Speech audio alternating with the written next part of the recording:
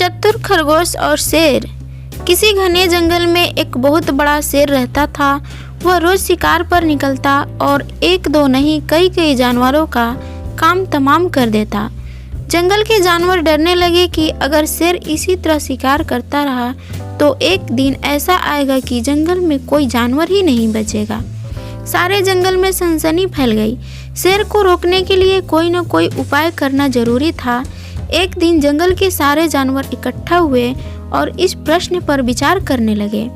अंत में उन्होंने तय किया कि वे सब शेर के पास जाकर उनसे इस बारे में बात करेंगे। दूसरे दिन जानवरों को एक दल शेर के पास पहुंचा। उनको अपनी ओर आते देख शेर घबरा गया और उनसे गरज कर पूछा, क्या बात है, तुम सब यहाँ क्यों आए हो? जानवर दल के नेता ने कहा, महाराज, हम आपके पास निवेदन करने आए हैं। आप राजा हैं और हम आपकी प्रजा।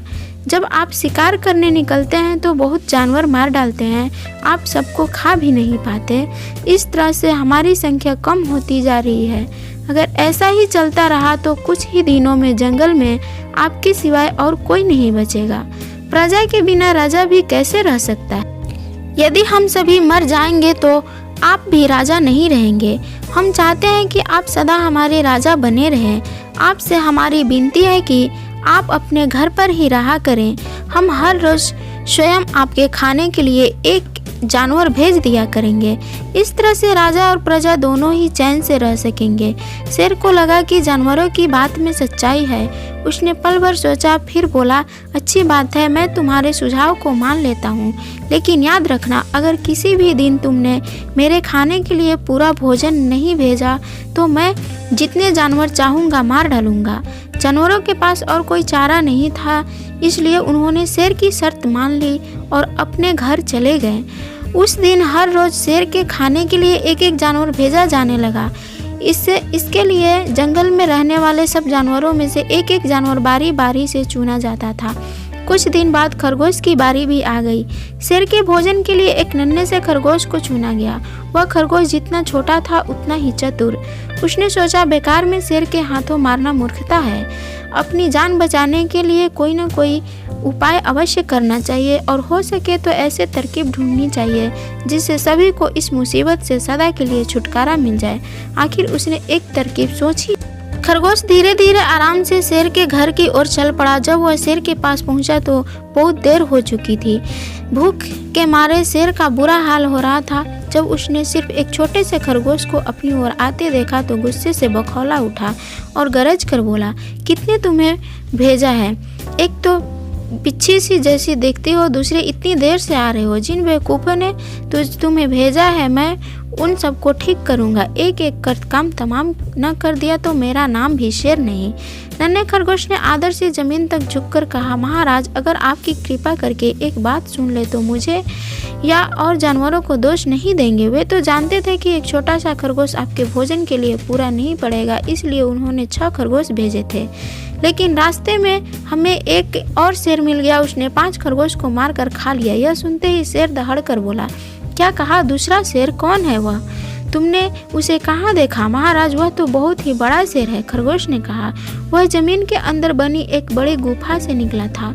वह तो मुझे ही मारने जा रहा था, पर मैंने उससे कहा, सरकार, आपको पता नहीं है कि आपने क्या अंधेर कर दिया है। हम सब अपने महाराज के भोजन के लिए जा रहे थे, लेकिन आपने उनका सारा खाना खा लिया है। हमारे महाराज ऐसी बातें सहन नहीं करेंगे। वे जरूर यहाँ आकर आपको मार डालेंगे। इस पर उसने पूछा, कौन है तुम्हारा राजा? मैंने जवाब दिया, हमारा राजा जंगल का सबसे बड़ा शेर है। महाराज, मेरे ऐसा कहते ही वह गुस्से से लाल पीला होकर बोला, बेवकूफ, इस जंगल का राजा सिर्फ मैं हूँ। यहाँ सब जानवर मेरी प्रजा है। मैं उसके साथ जैसा चाहूँ वैसा कर सकता हूँ। जिस मूर्ख को तुम अपना राजा कहते हो उस चोर को मेरे सामने हाजिर करो। मैं उसे बताऊंगा कि असली राजा कौन है। महाराज, इतना कहकर उस शेर ने आपको लिवाने के लिए मुझे यहाँ भेज दिया। खरगोश की बात सुनकर शेर को बड़ा गुस्सा आया और वह बार बार गरजने लगा। उसकी भयानक गरज से सारा जंगल दहाड़ने लगा। मुझे फौरन उस मूर्ख को पता बताओ। शेर ने दहाड़ कर कहा। जब तक मैं उसे जान से न मार दूंगा मुझे चैन नहीं मिलेगा। बहुत अच्छा महाराज, खरगोश ने कहा, मौत ही उस दुष्ट की सजा है। अगर मैं और बड़ा होता और मजबूत होता तो मैं खुद ही उसके टुकड़े टुकड़े कर देता। चलो रास्ता दिखाओ, शेर ने कहा। फौरन बताओ किधर चलना है। इधर आइए महाराज, इधर। खरगोश ने रास्ता दिखाते हुए शेर को एक कुएं के पास ले गया और बोला, महाराज वह दुष्ट शेर जमीन नीचे के किले में रहता है, जरा सावधान रहिएगा, किले में छिपा हुआ दुश्मन खतरनाक होता है, मैं उससे निपट लूंगा। शेर ने कहा, तुम यह बताओ कि वह है कहाँ। पहले जब मैंने उसे देखा था तो यहीं बाहर खड़ा था, लगता है आपको आता देखकर वह किले में घुस गया है। आइए मैं आपको दिखाता हूँ। खरगोश ने कुएं के नजदीक आकर शेर से अंदर झांकने के लिए कहा। शेर ने कुएं के अंदर झांका तो उसे कुएं के पानी में अपनी परछाई दिखाई दी। परछाई को देखकर शेर जोर से दहाड़ा। कुएं के अंदर से आती हुई अपनी ही दहाड़ने की गूंज सुनकर उसने समझा कि दूसरा शेर भी दहाड़ रहा है। दुश्मन को तुरंत मार डालने के इरादे से वह फौरन कुएं में कूद पड़ा। कूदते ही पहले तो वह कुएं की दीवार से टकराया, फिर धड़ाम से पानी में गिरी और डूबकर मर गया। इस तरह चतुराई से शेर से छुट्टी पाकर नन्हा खरगोश घर लौटा।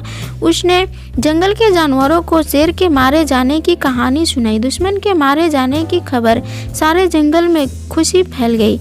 जंगल के सभी जानवर खरगोश की जय जयकार करने लगे। Thanks for watching.